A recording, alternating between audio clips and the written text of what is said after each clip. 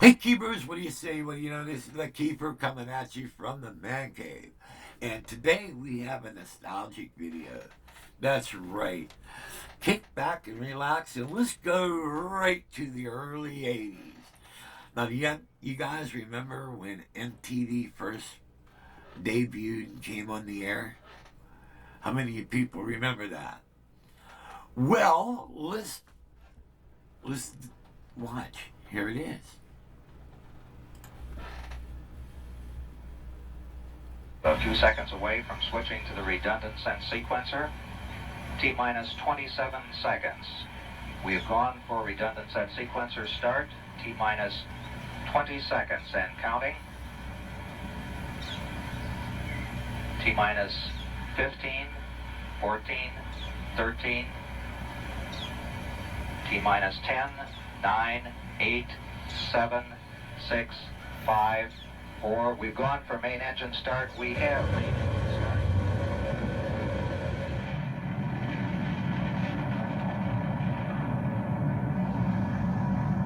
Ladies and gentlemen, rock and roll.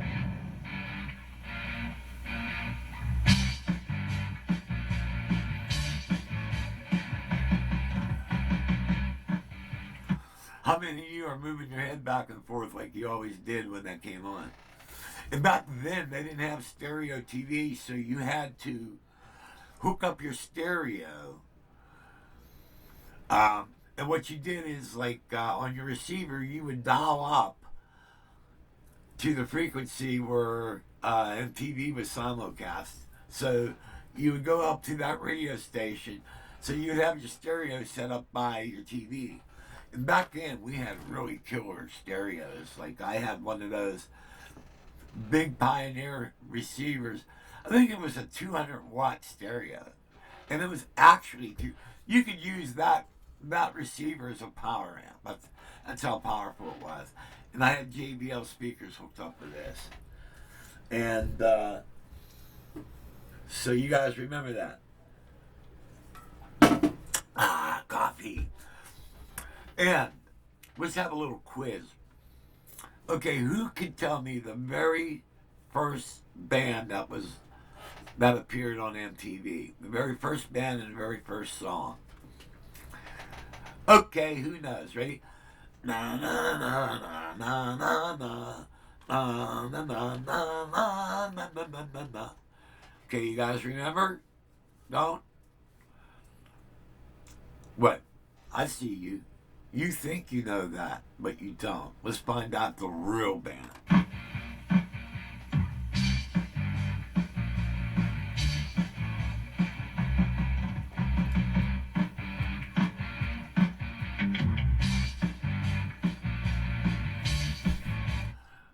Do you guys know now? The first band to appear on MTV. All right, come on. Come on, you can do better than that. Okay, who said Pat Benatar? Nope. Wrong.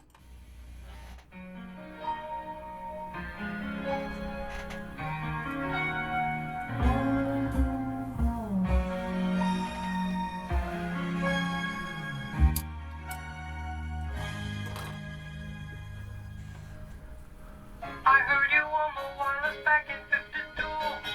Lying awake intently tuning in on you. The 80s. A crazy time.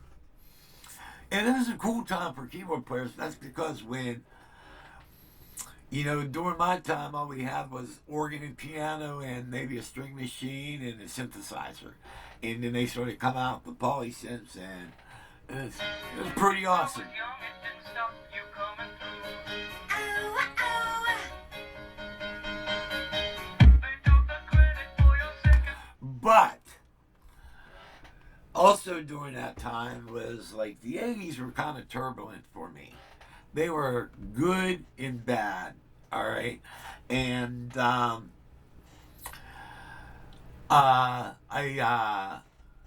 got divorced. I was married to my high school sweetheart. That when I was 16, that's when I met her, and she was the first girl I ever been with. So I was a virgin before I met her. Like a virgin, time for the Betty Buck time. Like a bird. Anyway, so I meet her. We get married in '78, and during this time I became a born again Christian, and life was good. But my wife started cheating on me, and I found out about it, and that kind of messed me up. So I got divorced. She moved out, and I was able to keep the house, but at that time, I joined a real popular band. We were one of the top bands in Pittsburgh. We were signed with the Sizzler Engler, which were a big time concert promoter. And we were warm up acts, and we were traveling all over the place. And during this time, I was like doing tons and tons of cocaine. All right. And I became a cocaine dealer. That's how much coke I was doing.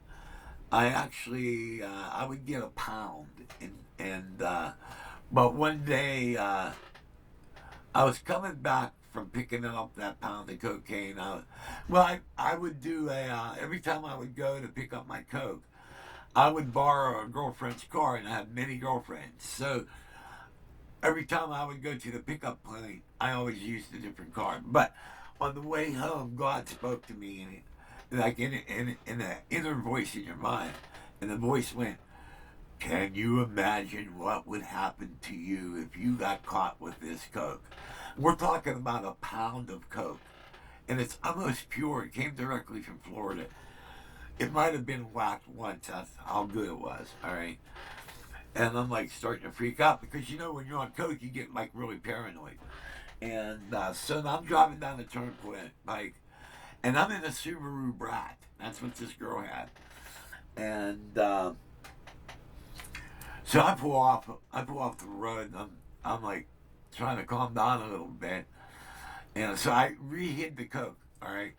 So I get back on the highway, and then the voice goes, "Can you imagine what it would do to your family if you got caught with this amount of cocaine?" Now, I'm 100% Italian. I was raised with a strict Italian family. We were always taught, respect and all that stuff. So I'm very, very old school, And now I'm like freaking out, man. My family, I could see my brothers like trying to kill me, beat me up and shit. "Look what you did to our family, man." And then the next thing, the voice said, "Can you imagine what it would do to your mother?" Then in my mind, I see my mother holding her chest like she's having a heart attack. I tell you, by the time I got home, I was such a nervous wreck. I took the cocaine and I sold it to our bass player for what I paid for it. He was very happy because he's the one that turned me on the cocaine to begin with. So, coffee. So he was now the holder of the best cocaine in Pittsburgh. But it was through the power of Christ I got out of it. And, usually some people have to detox and they got to go to the center. But since I listened to the Lord, I was just like, okay, I quit. And that was it.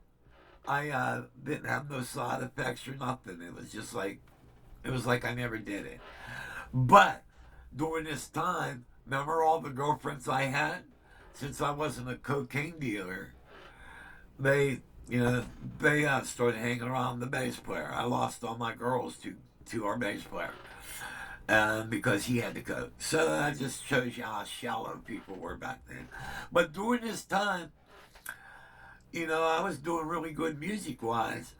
But since I backslid from God, because I was born again and everything, and I backslid and I went away from God, because, just having sex with a lot of girls and stuff like that, and coke kind of makes you morbid and stuff like that. When I quit, it's like being a real popular person and then the next day you're not popular. All right. So there was kind of a depressing time, and so I wrote this song. And now about this song, I wrote it and I forgot all about it. All right. And on my computer I have let's see, let's get out of here. I have a file with all the songs I wrote. All right. And there's files and files. Like, here's one file. Look at that. These are all the songs I wrote. All right. And there's more on these other files. All right.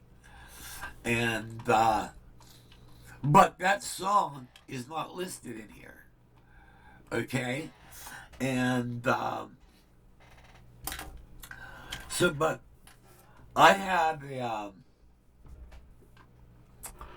a Baldwin electric grand piano, a Krumar orchestrator, and 2 synthesizers. All right, and I recorded this with a Panasonic Ghetto Blaster. Okay, and but after I did that, I forgot all about it. And I never, even the lyrics never made it into the song. I mean, into my list. Well, one day, when Carol and I bought this house, we moved everything up from the building I used to, and we moved everything up here, and I found. I went into the attic. I was looking for something that Carol wanted me to dig out. And I found this box. And I go, what the hell is that? And so I pull this box down, and it's a box of cassettes. And so I dig out a cassette player, and I started checking these CDs on. And in the one box, I found this Vogue's concert that we did way back in 84 maybe. And it was recorded in like a large venue, semi-large. That night we played for like 5,000 people. All right, so that's kind of like a small crowd, compared to some of the concerts we played. But I have that. All right, but also in the box was the cassette of that song. All right, so I was listening to it, and so I'm gonna put it on for you guys. Let me find it here. Tascam originals. Here we go. But the song is it's a cool tune. I really like it, but it's a little bit depressing, I think. But it was also back then when I really had a good voice back then. And I have it listed here as a lost original. So I'm going to put it on. But I just wanted to give you like a nostalgic view of the time where this was written. And but it's kind of wild that I wrote this, and the lyrics never got recorded into anything. And it was like I wrote it, recorded it, and that was it. But luckily I found it. And so I'm going to let you guys hear it. All right. Now, I think what I would like to do is do it through my studio. So not using like all my boards and everything, and do a nice version of it. I'm not going to be able to sing it as good as I did back then, because I no longer have a good voice. But here it is. I have it listed as Lost Original, but I think I'm going to call the song Lost. So here it is. And this is recorded like 40 years ago. Maybe double click. Here we go.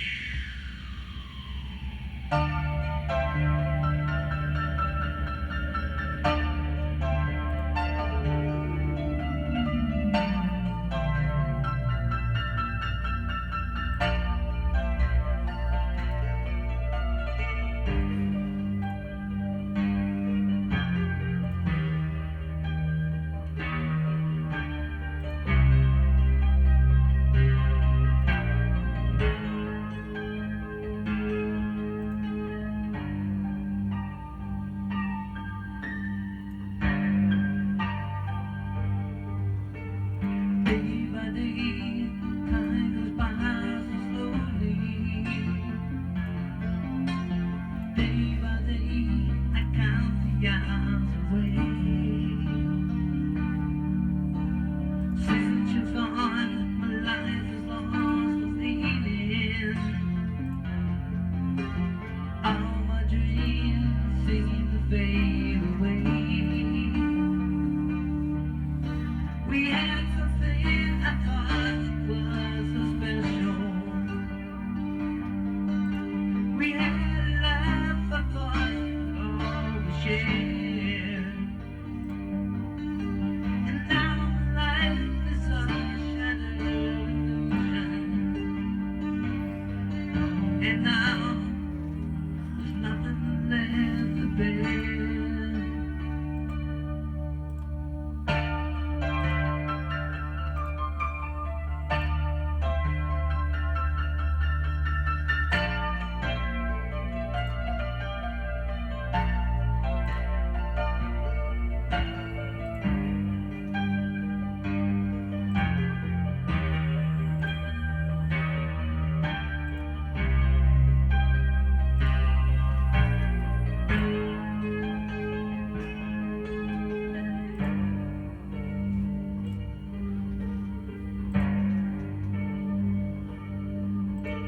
Life goes on like an endless circle. Life goes on like an endless wheel. I'm still here searching for an answer. I'm still here searching for the truth. But every time I try, my dreams just pass me by. I'm left here just frozen in the cold. Maybe one day I'll win and have it all again. Maybe one day I'll have you by my side.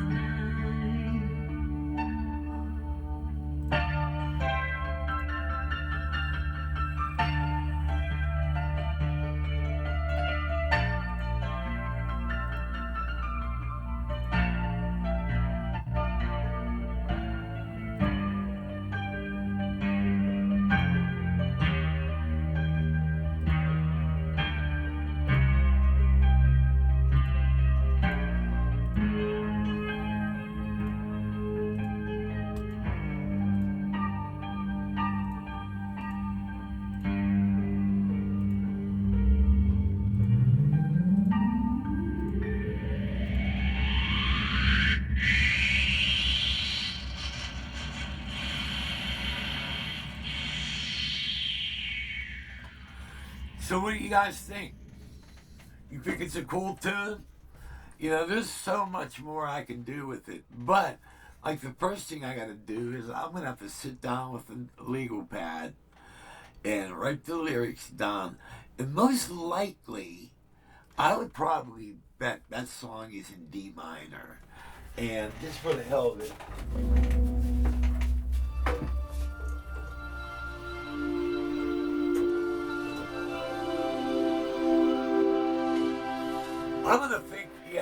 I'm gonna think that song's kind of in D minor, and but there's like so much more that I could actually do with it. And here, I'm gonna do this, and because I could do now. Back then, let's see. Here we go. All right. Back then, I used the Baldwin Electric Grand and a these change chairs here.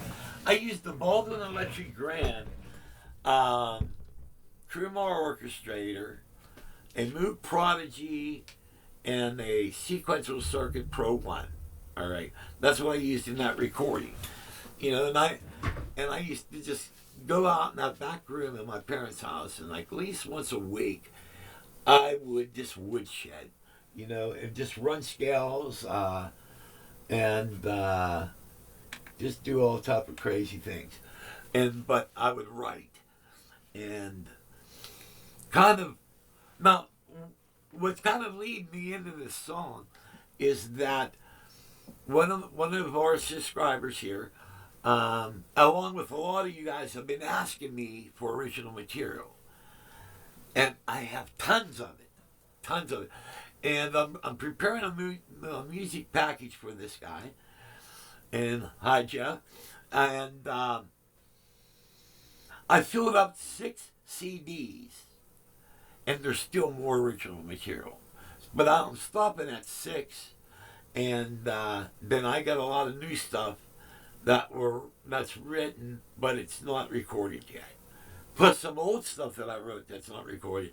And like this song. But there's some really crazy things I can do. Like for the intro, I could do something like...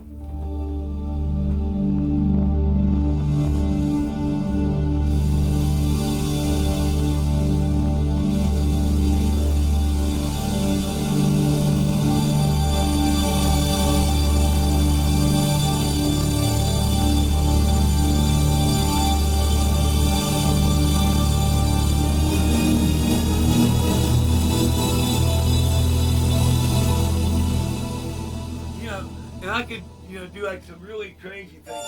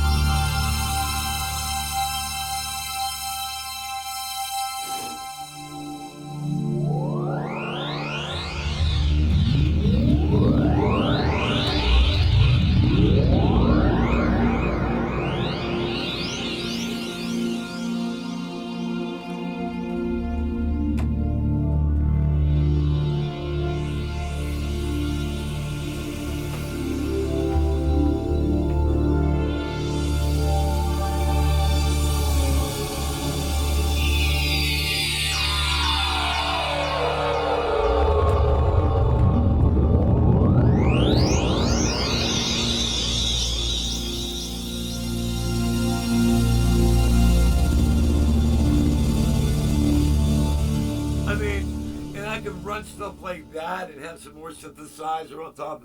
I mean, there's a lot of that I could really do with this tune. So that's what I got. I was kind of taking you guys back to some nostalgia, and this is the 80s and the Lost Original. And over 40 years it took me to find this song again. So, and I put it in a music package. And since I'm making this package for a friend, it's going to be available for sale. It's got a lot of great stuff on it. I'm even including a concept album. I made a concept album, and it's got like a lot of my overtures I've written, and they're in it. And these are like, I call them adventures because everybody who listened to it, they go, wow, this is like a musical adventure. Well, I think I wrote like 18 overtures. And I think out of the 18, I think there's probably at least 10 overtures on this concept album. All right. And with a couple other songs with lyrics. But the majority of that is a instrumental album. All right. And I have more instrumentals than I have lyrics on. I probably wrote, lyrically, I don't know, like around 100, maybe a little over 100. But there's a lot. And but the instrumentals, tons. And so I filled up 6 CDs. And also in the package,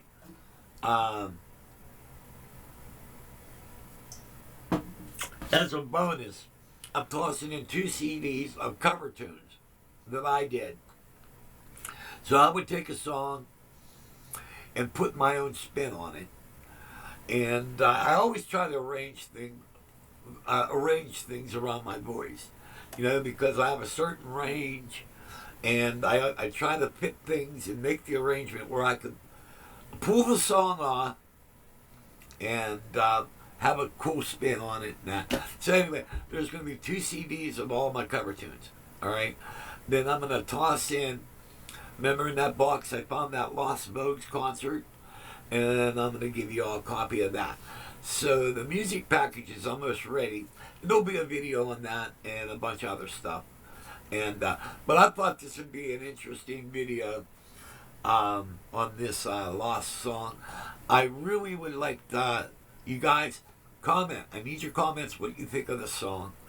Do you think it's going to be worth my time to redo it and really do some crazy stuff? You know, a lot of the stuff I write, I'm a big fan of Alan Parsons and Pink Floyd, Rick Wakeman, and basically when I do these musical adventures, I incorporate that. I like to incorporate various styles of music. You know what I mean? I'll do classical into Latin, you know, blues into jazz. I mean, I incorporate a lot of things, and it's kind of cool the way I do it.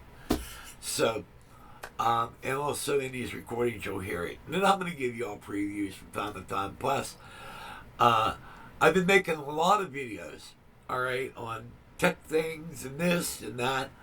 But you know what? I'm like thinking, well, you're not really doing any playing. And so I'm going to start doing more work where you guys get to hear me compose. And a couple things like, you know, yeah, it's cool to hear me do some of my stuff, but the key thing is what I'm trying to instill in y'all is become a creator. All right, that's if I can inspire one of you to walk up to your keyboard in sequence, my job is done. All right. Also, if you know by chance, you know, if you're not in this day and age, I have to say this. In this day and age, the world's the craziest place I've ever seen. 67 years old. This is not the world I grew up in, and I would like to say, like, now's the time to, like, you know, get to know Jesus. And you know, if you don't know him, you should. All right, because there's going to come a time where you wish you did. So that's all I'm going to say. I'm not going to preach. I'm not a preacher, but as a Christian, I have to tell you that. So, but that being said, let me know what you guys think of the original, and also fill in the comments. Let me know what you would like to see in the future. I got some cool things up. I got a couple more vintage keyboards. I like to thank Frank Washock for giving me the Behringer and the synth pedals. We haven't messed with the synth pedals yet. We're gonna get around to that. And you guys know about the Behringer Poly D, and but we have some other goodies coming, and a lot more goodies. All right, so. I say God may bless, and see you when I see you.